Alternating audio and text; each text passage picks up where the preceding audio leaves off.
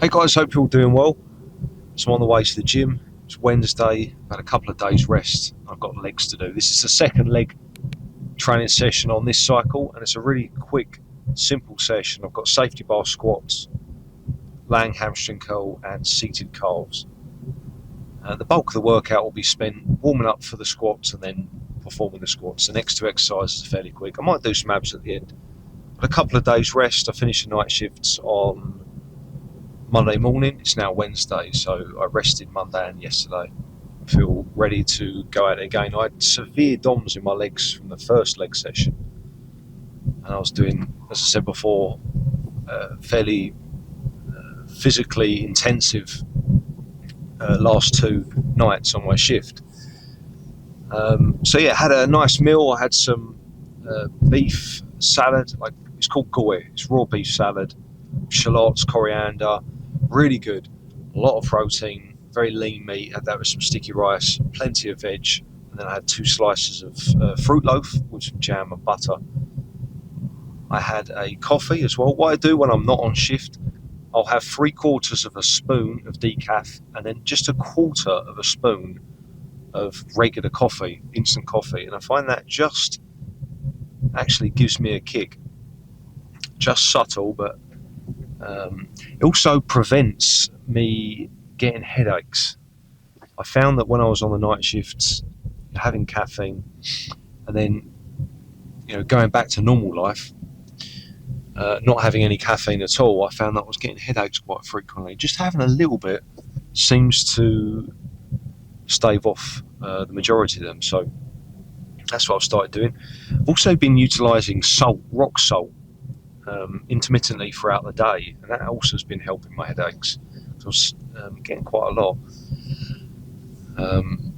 Salt and a little bit of caffeine seems to have done the trick. So yeah, excited for today's session. Hopefully it's a good one. Squats are not something that I've done for quite some time, really. Since before this cycle, before I started this cycle, I stopped doing them when I was cutting last year because I just don't enjoy the feel of them when I'm really lean, for obvious reasons. It just feels really fragile, really brittle.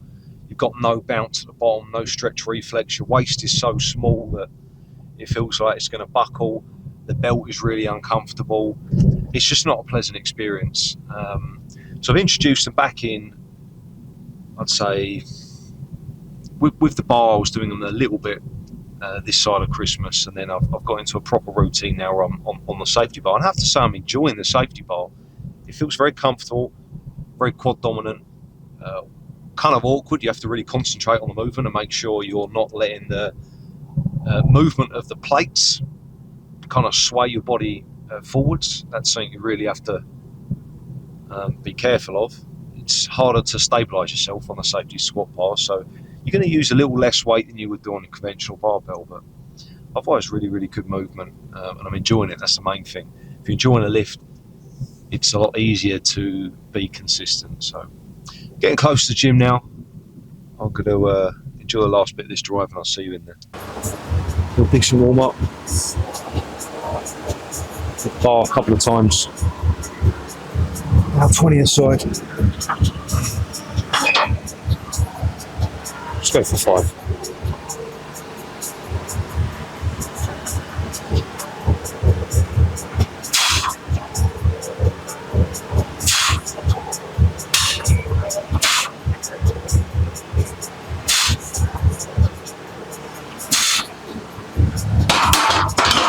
Two plates now. We'll do 3 reps.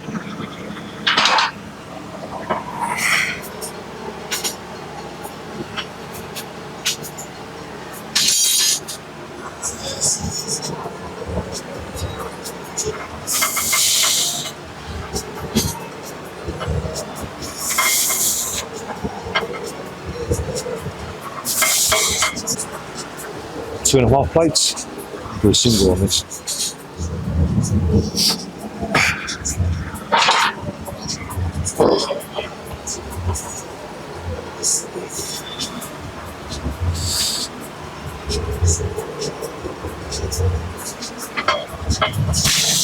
Last warm up now, 137.5. I'll use a belt for this, and again this will just be for a single.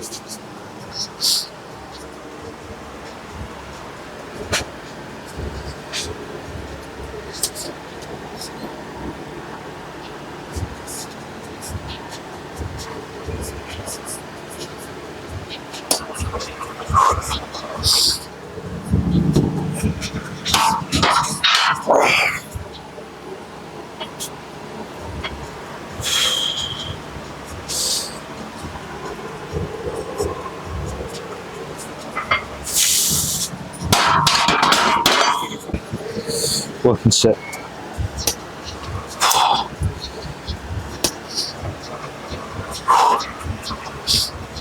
Come on.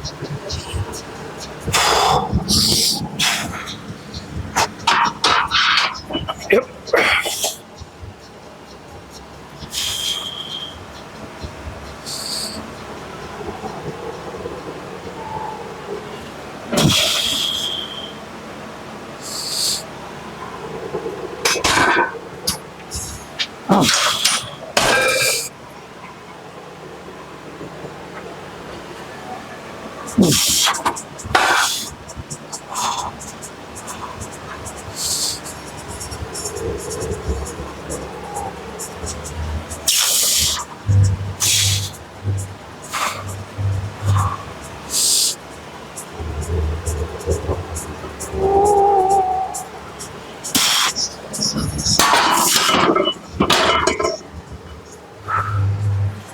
Oh.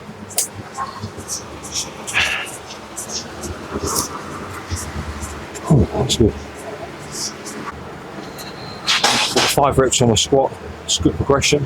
Better than last week, better than the week prior. I did tweak my back a little bit on the 4th rep. Just at the top, just trying to avoid that kind of swing as you come up.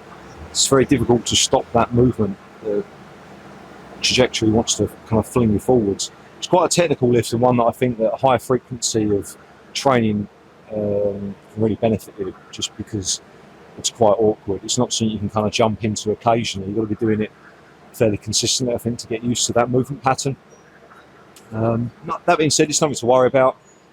There's a couple of days I'll stretch a little bit more, foam rolling on the glute, hip flexor, quads, and that will eliminate that.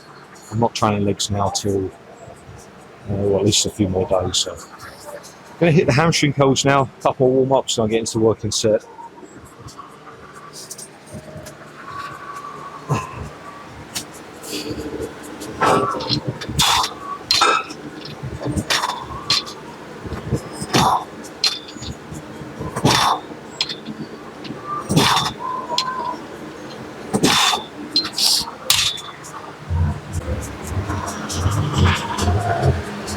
So hopefully this little fluff ball on the mic is eliminating some of that noise from the speakers and fan.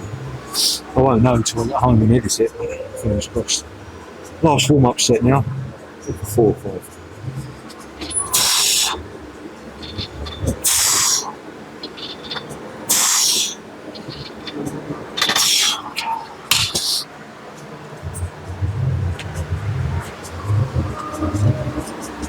Working set next. So the way I track this, I record the reps that I'm doing with a relaxed foot.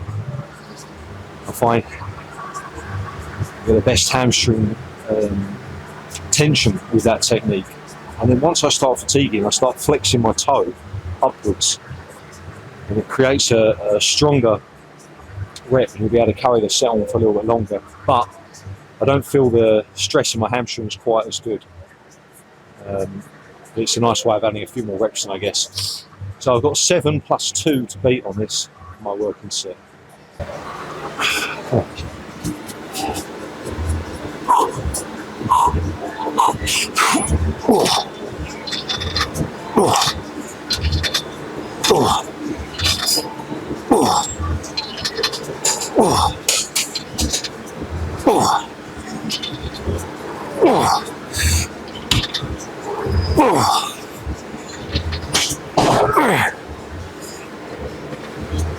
The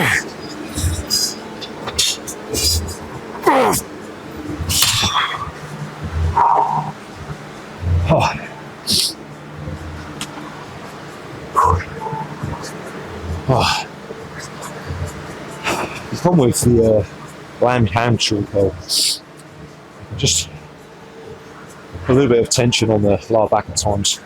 I generally do prefer the seated hamstring, but I did that earlier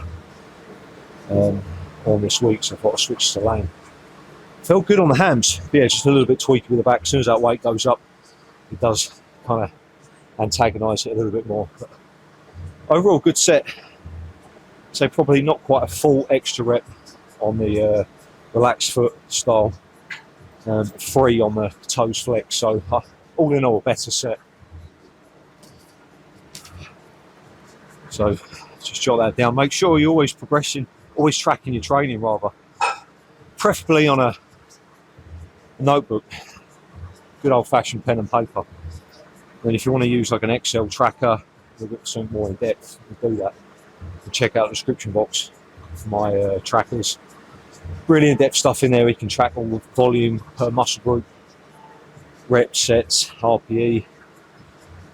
It's pretty interesting. Okay. All right, let's move on to calves now. Last leg exercise. Hamstrings pumped.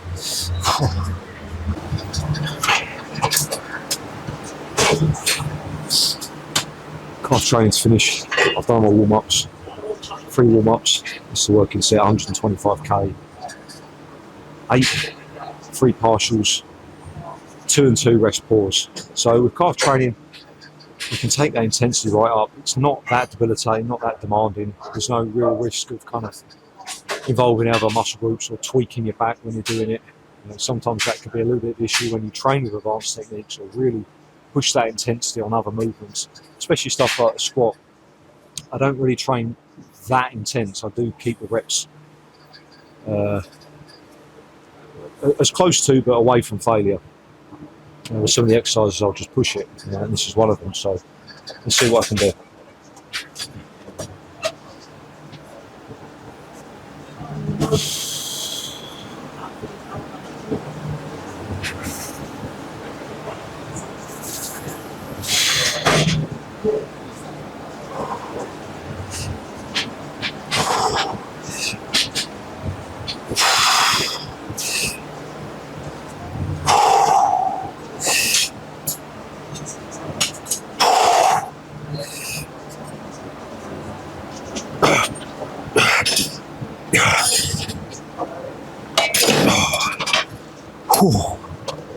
Okay, that's the main set done.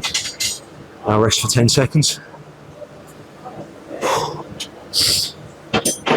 Great pump on that. It's by far my favourite calf exercise.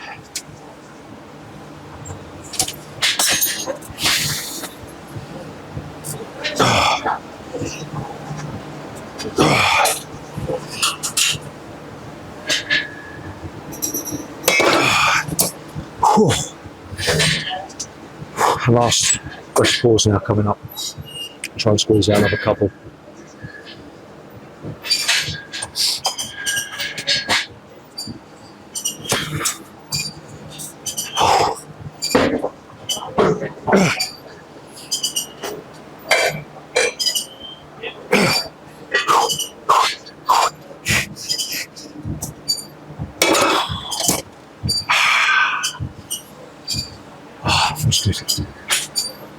That's painful. That's it. Don't need to do any more for calves. For me, I would always err on the side of lower reps for calves. Heavy training, lower reps. In my humble opinion, I think you're wasting your time with low rep stuff, low weight stuff, higher reps. Yeah, sure, you can throw it in there to your workouts here and there, but I think the bulk of your routines need to be focused on heavy loads for low reps. Feel good. Okay, I'm going to finish up the session with a little bit of abs now. So it's nothing crazy in terms of pump for this particular session. Just getting in, doing a few simple exercises as well, trying to see a bit of progressive overload. The other session I get a much better pump calves are pumped though, that's for sure. So with the higher intensity work.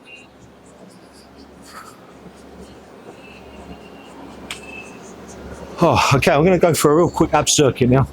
It's one of my favourite movements. Feet up crunches. And I'll throw in some obliques too.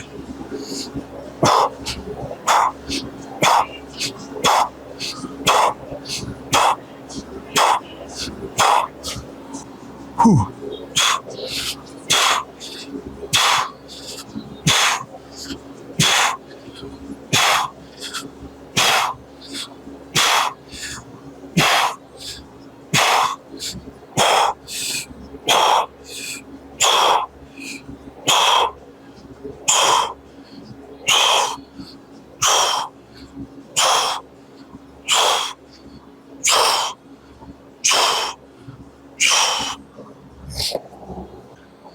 Another one of my favourites, Swiss ball crunches. Really nice, but it's very important you get the right position. Too far forwards, it's just too easy. Too far back, you kind of feel like you're toppling off. Kind of sometimes hurts the lower back a little bit. So you just want that sweet spot in the middle. You can get a nice stretch. Elbows kind of folded out over the top of the ball. Fingers behind the ears.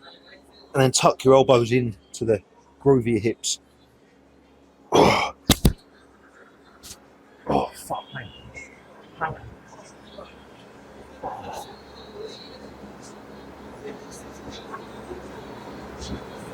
Man, that's bad cramp. Oh, God. Oh, God. Okay, that's abs done. Don't know what I can really do without that spasming out again. Until next time.